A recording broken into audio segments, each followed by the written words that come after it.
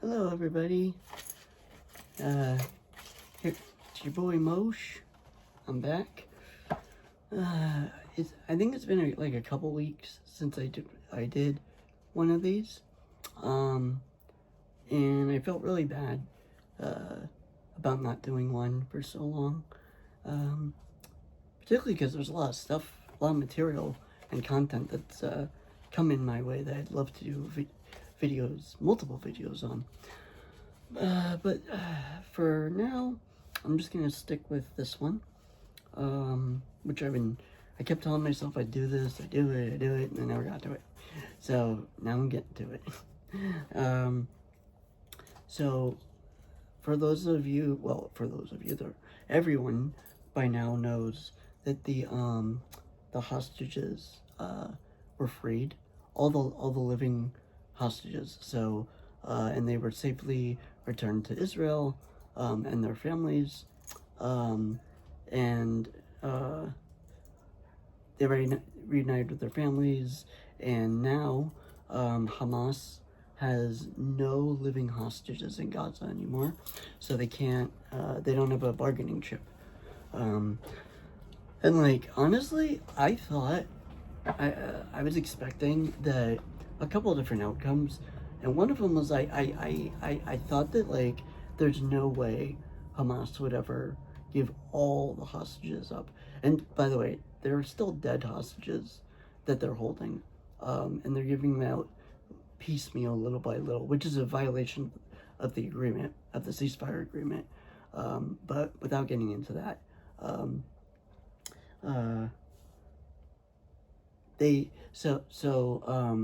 yeah, I didn't, I thought that most likely, excuse me.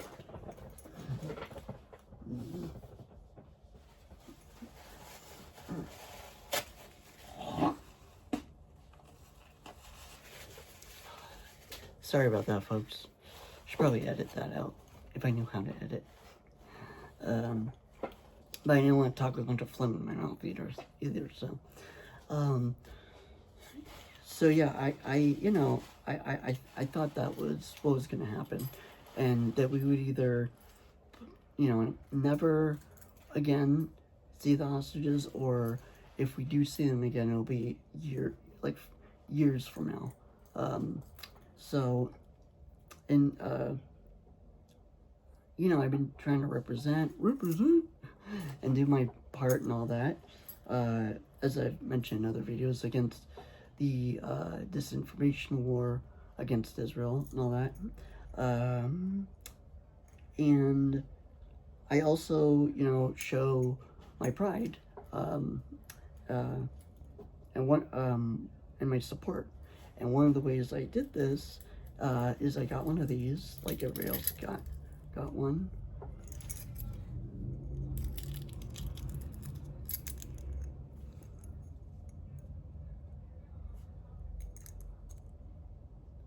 See?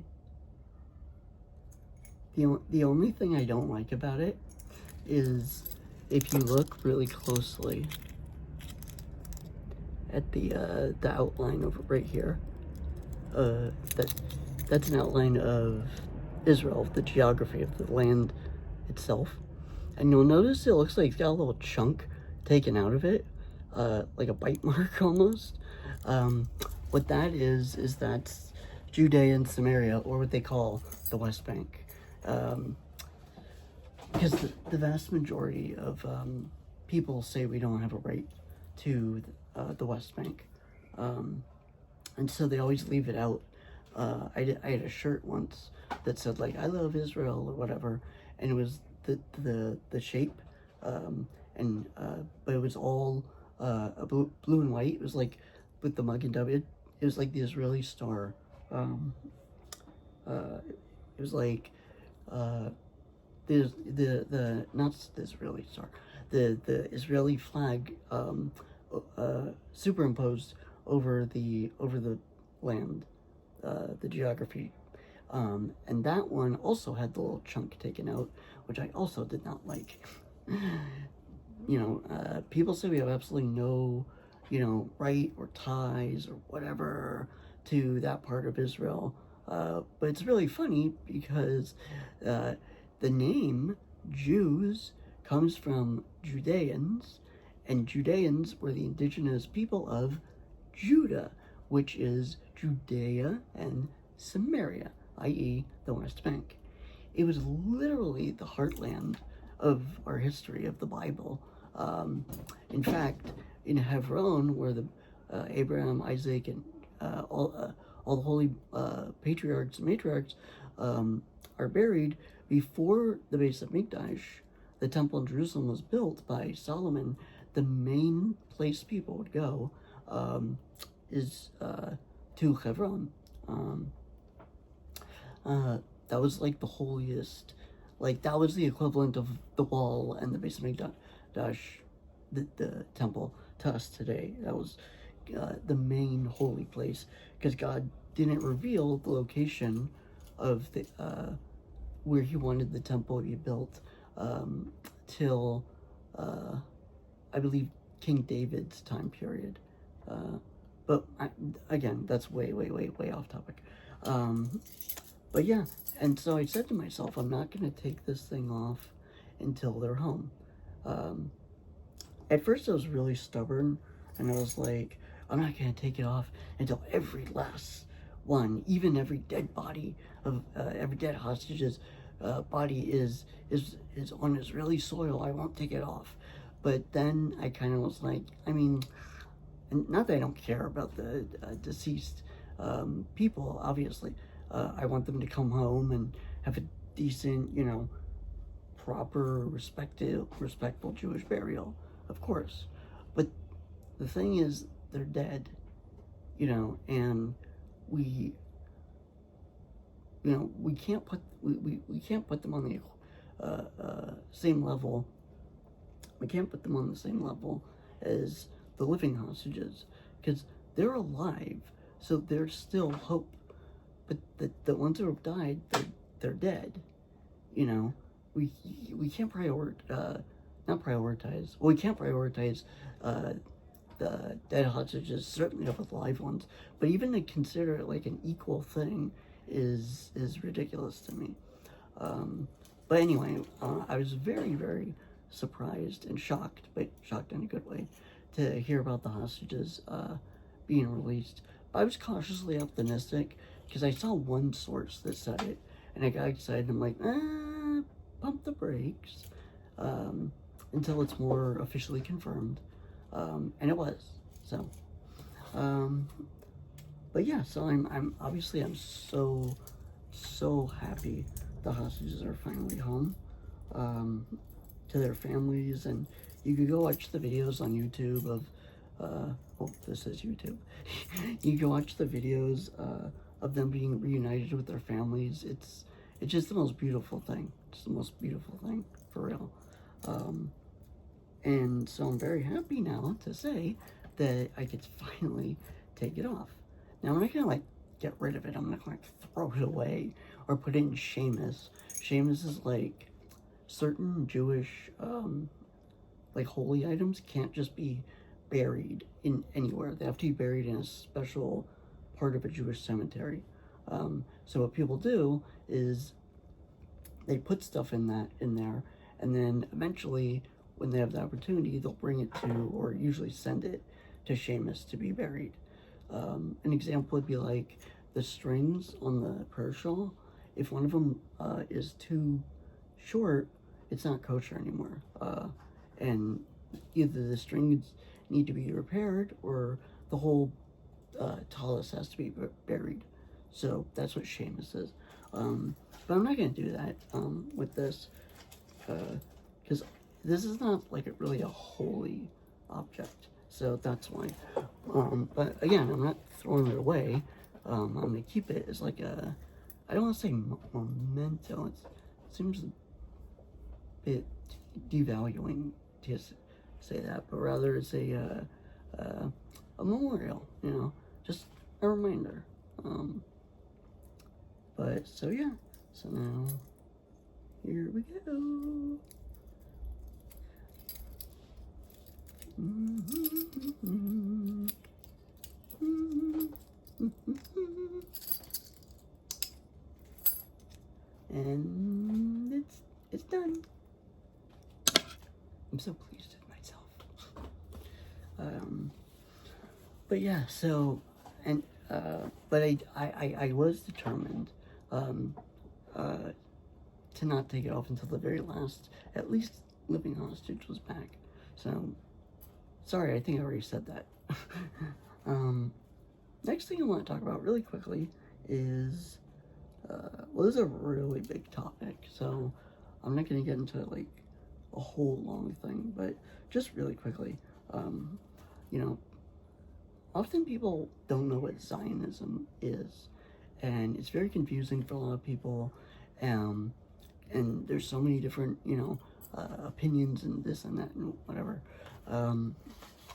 but essentially what Zionism is it's the political movement of the Jewish people to have their own state in their ancient homeland. That's what Zionism is.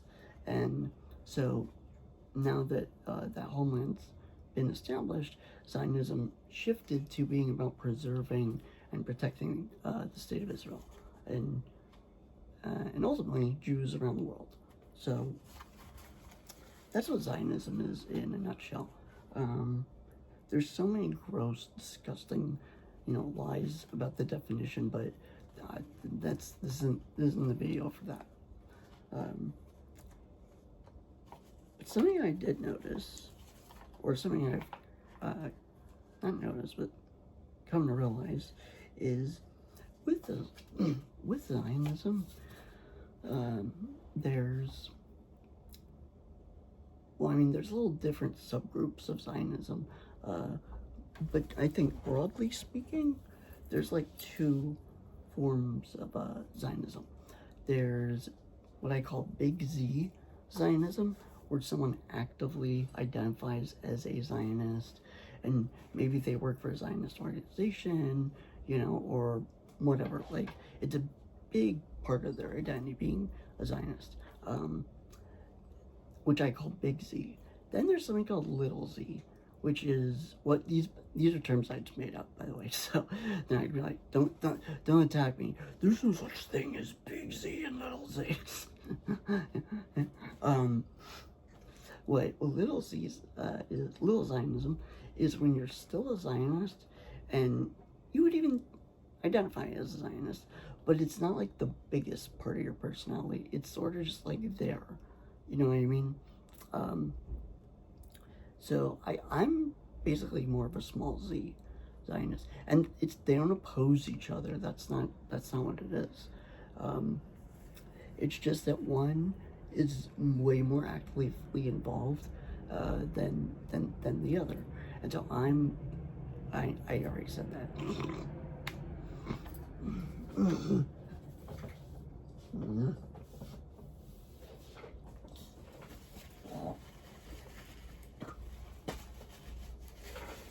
sorry about that, everybody. I have a little like post-nasal drip going on.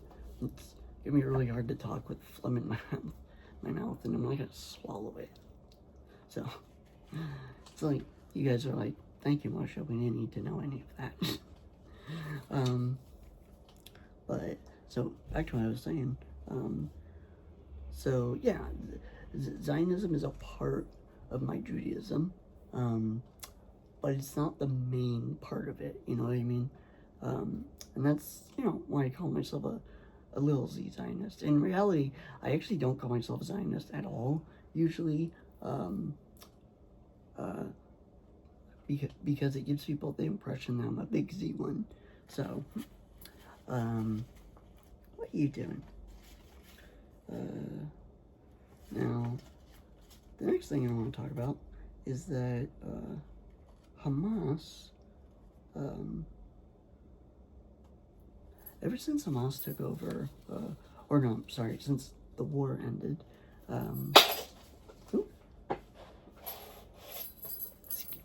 I scared the cat.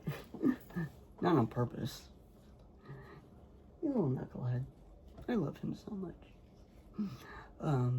But so like, so remember there were all those pro-Palestinian things, these insane marches and this and that, and the genocide, Well, now it's all over. The genocide has stopped, and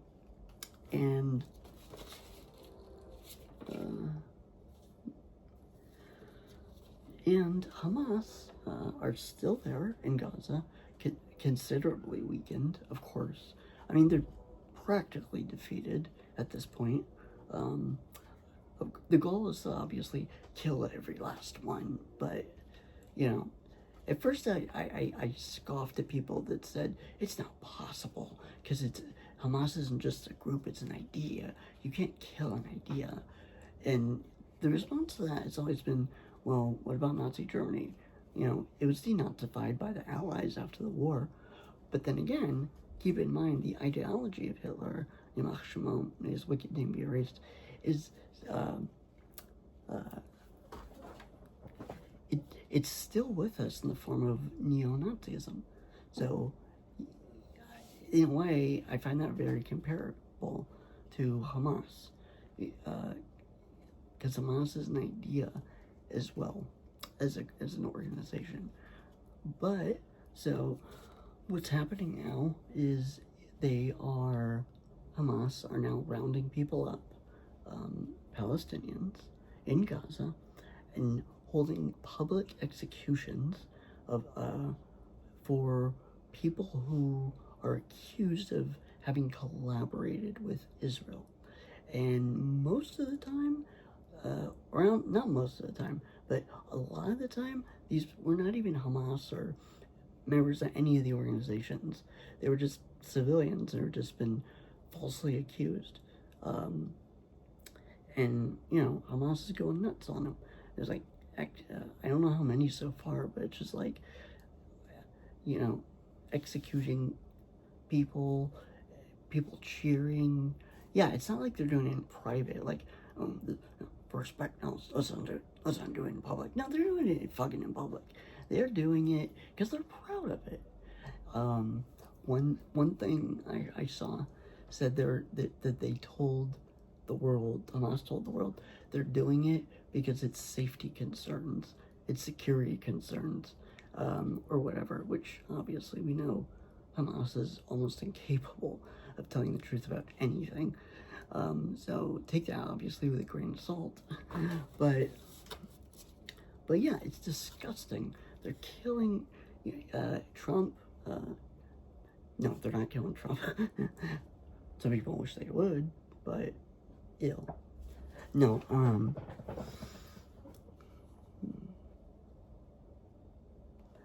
yeah, sorry. I wrote some notes to help me not get too off track. Or forget, like someone I wanted to mention. But so yeah, they're out there, Hamas, killing people, and what I was going to say was Trump recently came out with a statement, which is, I have mixed feelings about this. He said that if, he basically said Hamas must stop these killings. And if they continue, we will have no choice but to go in ourselves and kill them. I also saw something, which unfortunately I could not find any other source for this. But, what was it? I saw,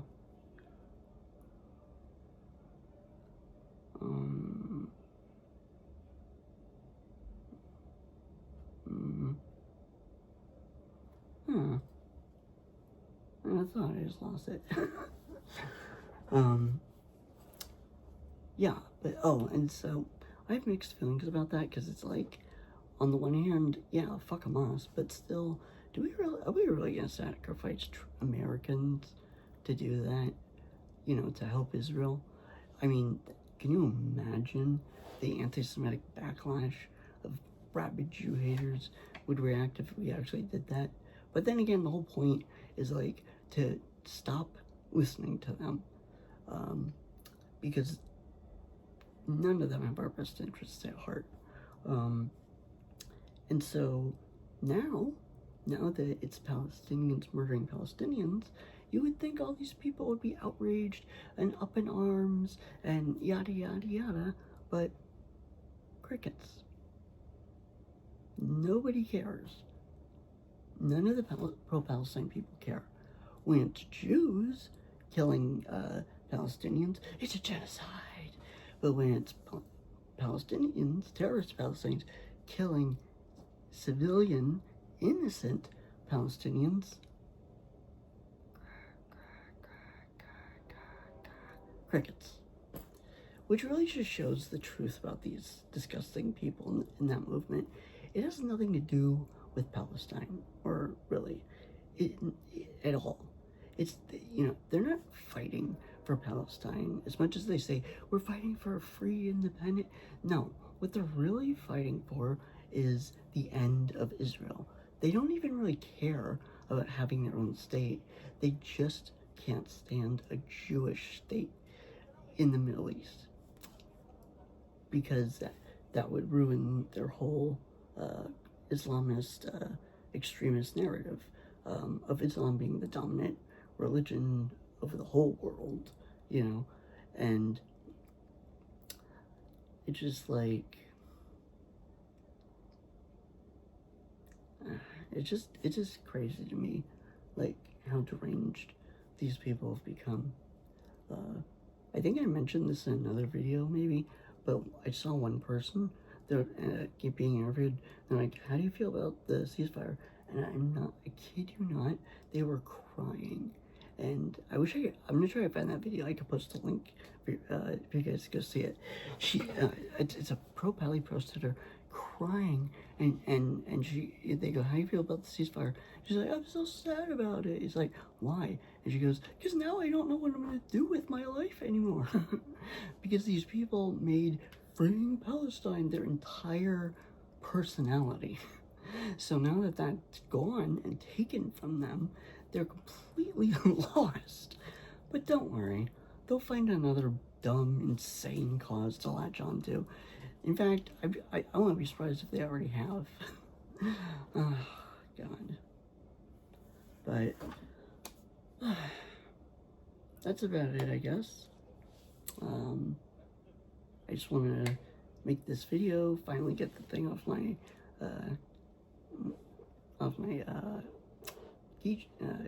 keychain, and yeah. But I think that's about it for me, guys, and because I really want to go take a bath, and you guys didn't, you know that, sorry. And I gotta finish my laundry, so, but anyway, I love you all, thanks for watching, and oh, and I always forget, if you enjoyed this video, or any of my videos, please hit that like button and subscribe, and you'll make me very happy. Yeah, so you guys are like, oh, like we give a shit if you're happy. Anyway, but no, for real, that's all I got, until the next one. So, I love you all, and oh yeah, love, peace, and chicken grease. Bye.